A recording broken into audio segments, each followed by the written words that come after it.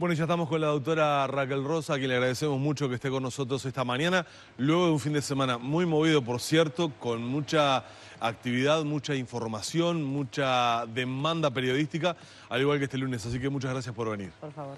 Bueno, Raquel, creo que lo más importante es en este momento, además de el control evidentemente que están haciendo ustedes y de las dos fases, la parte sobre el vector y la parte sobre la población que están trabajando, la información debe ser fundamental en este momento. ¿Ustedes piensan que la gente sabe exactamente a lo que nos estamos enfrentando cuando hablamos de dengue?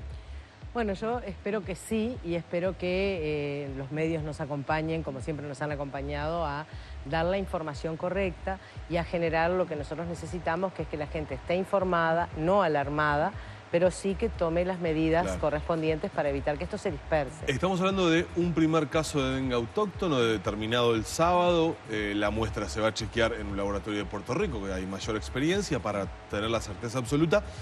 Pero decía Jorge Basso en la conferencia de prensa donde tú también participaste, evidentemente van a aparecer más casos. Parece improbable que esto no suceda. ¿Ustedes de alguna manera están esperando algún brote epidemiológico? Bueno, es probable que sí, que esto pueda aparecer como un brote, que podrá ser en un brote concreto, puede ser que aparezcan más números de casos seguramente en otros lugares y que comiencen a diagnosticarse quizá también en algunos otros lugares del país, ¿verdad?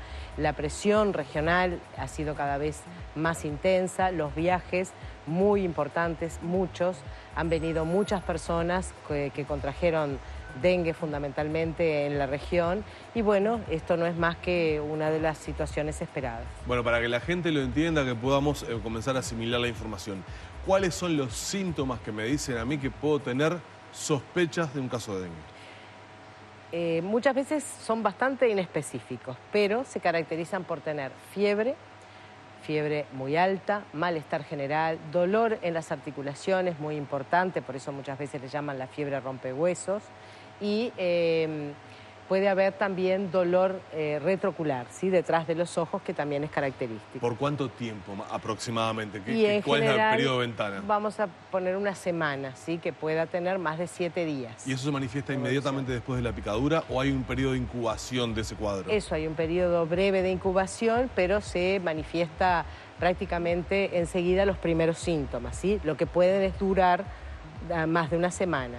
Los equipos de salud, supongo, estarán en alerta y en especial atención para este tipo de casos.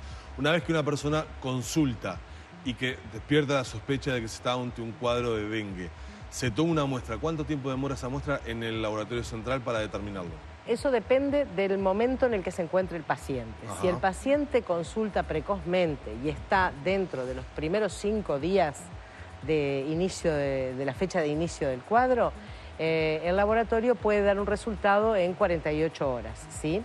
Porque puede encontrar, digamos, el propio ADN del virus.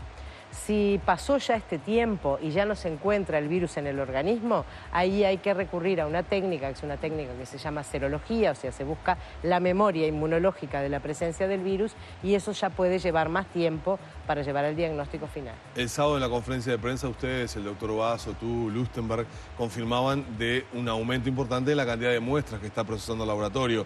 ¿Cuántas tienen aproximadamente a estudios? Sí, hay más de 70 muestras. Lo que sí es importante que sea prácticamente triplicado el número de muestras con respecto a otros años en este mismo periodo. Eso es muy sugestivo y ha aumentado el número de casos importados, ¿verdad?, que han aparecido en el correr de estos meses, que ya les decía que fue de mucha presión a nivel regional, con epidemias y muchos viajes de la gente. El primer caso autóctono apareció en Montevideo, en Positos, probablemente porque llegó alguien con un dengue importado y ese mosquito picó a una residente, en este caso, una mujer de 31 años. Lo primero, ella está bien, ya está en su domicilio. Bien. Ella está en su domicilio, está muy bien, no contagia, no tiene ya viremia y se encuentra con una buena evolución. Eso te quería preguntar, ¿qué pasa con ese paciente que tuvo, por ejemplo, este caso del primer dengue autóctono? ¿Qué pasa? ¿Cómo sigue? Esa persona, ella es portadora de dengue, continúa con el virus, de alguna manera no, el organismo... Desarrolla inmunidad. ¿El organismo desarrolla la inmunidad El organismo necesaria? desarrolla inmunidad, no vuelve a tener la infección por ese serotipo viral, ¿sí? Lo que puede llegar a mutar. No, puede llegar a, si en algún momento se introducen otros serotipos en el país, sí puede ser afectada por otro serotipo. ¿Y esa persona que tuvo el primer caso de dengue autóctono o aquellos que traen casos de dengue importado, qué tipo de cuidados tienen que tener? ¿Hay algún cuidado especial? Sí, siempre los mismos y son fundamentalmente de aislamiento durante los primeros 5 días. Cuando el paciente se detecta en ese periodo, es fácil porque se le transmite de alguna manera cuáles son las medidas para evitar ser picado por un mosquito a nivel del país. El problema es cuando muchas veces los pacientes vienen fuera de esa etapa y pasaron la fase virémica sin haber consultado, y allí es donde está el riesgo de haber podido ser picado por un mosquito. Porque hablamos del dengue en 2 fases o en 2 etapas para la persona que lo está padeciendo. Hablamos del dengue hemorrágico, para que la gente lo pueda comprender exactamente de qué estamos hablando. En realidad ya no se habla más de esa terminología. Por lo menos se hablaba. Antes se hablaba. Hoy se habla y los científicos a nivel mundial han cambiado un poco la terminología porque se ha visto que se ha ido modificando y se habla de dengue simple, de dengue clásico y dengue grave. Ahí está. ¿Sí? Que básicamente... El simple son los casos estos que hemos tenido, tanto el autóctono como el importado. Y la gran mayoría de los que existen también. Está. ¿Cuál sería el dengue grave? El dengue grave es cuando aparece alguna sintomatología que habla de alarma, o sea, de signos de alarma que cambian digamos, esos síntomas iniciales simplemente de gripe, ¿sí?, por una extravasación de sangre en el organismo que hace que el paciente desarrolle una sintomatología más grave y pueda llegar hasta un shock hipovolémico y a la muerte, ¿sí? Esperemos que siempre sean casos excepcionales, pero existen, se detectan tanto en Paraguay como en Brasil, hubo casos de muerte por dengue y bueno, nosotros lo que estamos tratando es de evitar o mitigar esa situación. Leía por este fin de semana particularmente, donde obviamente la información se ha multiplicado a partir de este primer caso de dengue autóctono, algunos virólogos, algunos especialistas, donde hablaban de que obviamente el Laboratorio Central confirma el primer caso de dengue autóctono, pero probablemente ya tuviéramos otros casos no detectados. ¿Ustedes lo ven probable eso? Bueno, en realidad no es improbable. La circulación puede ser y puede haber casos asintomáticos. Lo decían por la cantidad de casos regionales y que no podía ser que fuéramos una isla como veníamos siendo hasta ahora. Sin embargo, lo que sí sabemos es que más allá de que estos casos, de que este caso que se confirmó, en Uruguay sistemáticamente siempre se han estado estudiando casos por dengue. Si toda sintomatología de casos que no hayan viajado y que tuvieran casos sugestivos se vienen estudiando año a año, además se le hace la serología para dengue y hasta ahora siempre habían sido negativos. Que pudiera estar circulando en asintomáticos es una situación que nosotros no podemos saber, pero si hubiese sido así, quizá ya se hubiese detectado antes la epidemia, digamos, con síntomas. Claro. Vamos a explicar a la gente algo que decía el ministro Basso en la conferencia de prensa y que lo reproducíamos temprano aquí en Arriba Gente. Hablaba de que los meses de marzo y de abril particularmente son los más complejos para el caso del dengue. ¿Por qué? Sí, porque es la zona de mayor actividad del mosquito adulto. ¿Es cuando más se reproduce? Es cuando más se reproduce, donde está presente y en general se ven estas condiciones que ahora se están viendo también de calor, lluvia y eso genera humedad y eso genera las condiciones ecológicas ideales para que el mosquito adulto aparezca. Cuando empieza a aparecer el frío, el mosquito adulto disminuye y solamente quedan sus formas larvarias y de huevo quiescentes durante el invierno. Claro.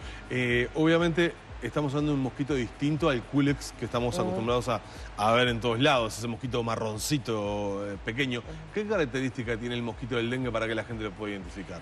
Características macroscópicas: es un mosquito que tiene patas anilladas blancas y negras y que tiene muy característicamente en su tórax como un dibujo de una lira, ese instrumento, ¿sí?, que está en blanco. Es muy difícil de ver para las personas comunes, yo creo que... Pero sin embargo las patas anilladas se identifican. Si uno tuviera a simple vista a un mosquito común, el Culex o el dengue, el Aedes, digo, ¿se puede diferenciar? Sí, cuando uno tiene el ojo avesado sí se pueden diferenciar, sí se diferencian. Y tiene además costumbres diferentes, ¿verdad? Eso te iba a preguntar, ¿qué características o qué cuidados tenemos que tener sobre el Aedes aegypti? Porque sé que no tiene la misma rutina, por decirlo de alguna manera, que el mosquito común. Claro, no tiene la misma rutina, pero acompaña al ser humano. Por eso es un mosquito muy domiciliario. Es muy casero. Muy casero. Y está siempre o dentro de la vivienda o en las zonas, en los peridomicilios, en los jardines, en los fondos. Por eso siempre es muy importante recordar que no vuela demasiado, está cercano, o sea que al mosquito lo criamos nosotros mismos, y que utiliza recipientes rígidos que muchas veces tenemos en nuestra casa o en los fondos que podemos desechar. Bueno, ahí vamos a la parte de prevención. Escuchaba contundentemente que ustedes decían el sábado que no hay mejor medida efectiva, más efectiva, que el desechar todo recipiente con agua que uno tenga en su casa y usar un buen repelente. Sí, la medida es siempre contra el vector. Las medidas, eliminar todos los criaderos posibles, sobre todo utilizar como una medida más el repelente, utilizar las pastillas insecticidas. Y yo venía diciendo ahora que siempre nos olvidamos de hablar del ventilador, ¿verdad? Que el uso del ventilador hace muchas veces, aleja a los mosquitos e impide que piquen a las personas, que también es una medida útil, que es económica y que puede estar a la medida o al alcance de toda la población. Claro. Durante el fin de semana y en estas primeras horas de la mañana del lunes, mientras comenzamos a informar, obviamente, llegan muchísimas consultas, la gente está muy ávida por conocer detalles y de qué manera combatir justamente lo que es este primer caso de dengue autóctono para que no proliferen los casos, obviamente. Y es reincidente, digamos, una reiterada pregunta o demanda es, por favor, que salgan ya a fumigar por todos lados. Y eso no es bueno, es hasta contraproducente. En algunos casos sí. O sea, lo que es contraproducente es llevar adelante una fumigación masiva, justamente por las características que tiene el mosquito, que no es un mosquito que ande rápidamente por la calle o divulgándose así, sino que está concentrado en la vivienda. Por eso nosotros, frente a cada situación como la que tenemos hoy, lo que hacemos es una fumigación focal, ¿sí? Y hoy ya la Intendencia está trabajando desde temprano en la zona y realizando la intervención en el foco y la fumigación en las viviendas. ¿Cómo continúa, Raquel, trabajando justamente ante la posibilidad de aparición de nuevos casos que probablemente, como ustedes dicen, se pueden confirmar? Bueno, continúa trabajando intensamente, esto es una tarea que es de todos. Nosotros estamos permanentemente monitoreando la situación, informando, dándole a la población toda la información para que sienta que estamos actuando con todas las instituciones, tanto la Intendencia como el Sistema Nacional de Emergencia, para dar la respuesta oportuna a nivel nacional, pero que esto es una responsabilidad de todos y que la colaboración de la población es fundamental para poder contener esta epidemia. Bien, obviamente mucha gente probablemente pueda detectar que en su casa tiene un mosquito de la Aedes aegypti, que puede apreciar que tiene larvas en algún recipiente, hay huevos.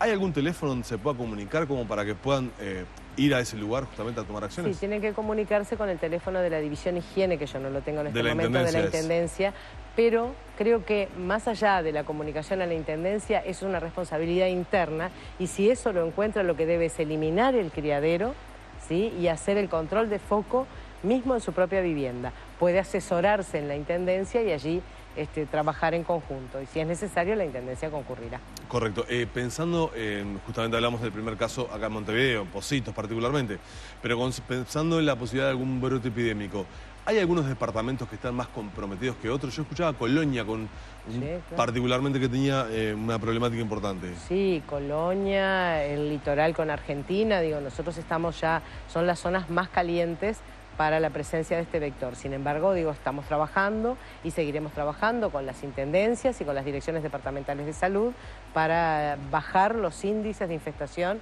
por este mosquito, que es el único y principal responsable de la transmisión de estas 3 enfermedades. Bien, lo otro que quería preguntarte en el final. Durante las últimas horas del viernes, particularmente del fin de semana, hablábamos de casos sospechosos, hay muchos, pero hablábamos de un niño de 2 años que estuvo internado en una mutualista privada en San José, con la posibilidad de que alguno de estos 3 virus, dengue, zika o chikungunya, estuvieran presentes allí. ¿Se descartó ya finalmente en el análisis de laboratorio? Sí, no tengo la certeza, pero acabo de comunicarme con el sistema de vigilancia y aparentemente no ha habido ningún caso positivo a virus Zika, con lo cual estaríamos seguramente descartando este caso también. El Zika también es otra preocupación que es responsabilidad de la EDES. Sí, exactamente. El Zika es otra preocupación. Me dijeron a las 10 que tenía que liberarte y son 10:01, te robé un minutito. Muy bien. Muchas gracias, Raquel, por haber venido. Gracias a ti, hay muchísimas preguntas, obviamente, de los televidentes, como te decía. Seguramente tendremos oportunidad de seguir hablando e informando para que la gente tome las medidas correctas. Nosotros estamos a las órdenes, seguramente seguiremos informando y manteniendo a la población informada de todo lo que se va encontrando. Muchas gracias.